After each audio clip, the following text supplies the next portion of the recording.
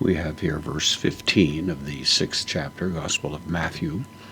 Jesus is giving a little postscript to his delineation of what's commonly called the Lord's Prayer, warning that when we come to God asking for forgiveness, that forgiveness will be freely granted, conditioned on the fact that we have a forgiving attitude toward others, because of course that would be the conspicuous effect of having received forgiveness and having received grace from God.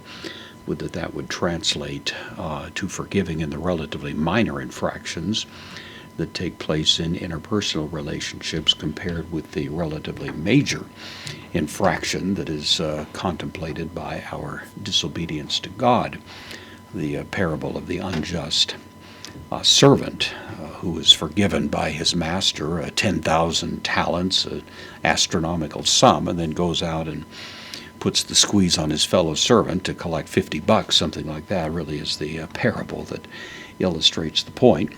But here we have ean, if, de, postpositive, but if, may, the negation with the subjunctive. Ean takes the subjunctive, so we have the second person plural, aorist active subjunctive, but if not you forgive, if you do not forgive, indirect object, tois, the dative masculine plural of the article anthropos, if you do not forgive to men, and implied in it is of course the idea of the trespasses that he mentioned earlier.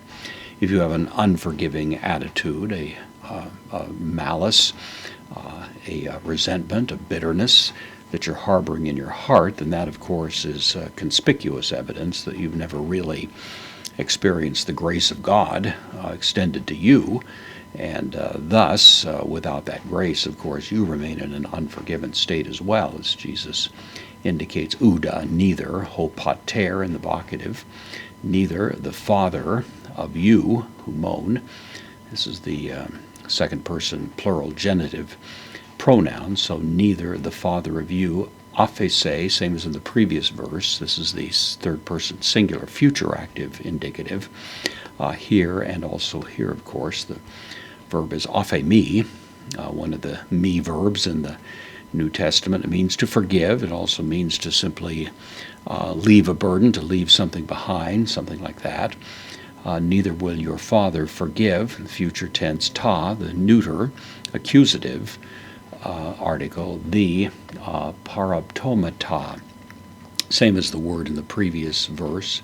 Parapipto is the underlying verb, to fall along the side, commonly translated as trespasses or sins.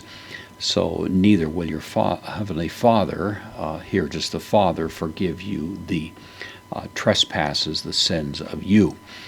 Again, this is not a condition for forgiveness, but it's rather an immediate effect of it.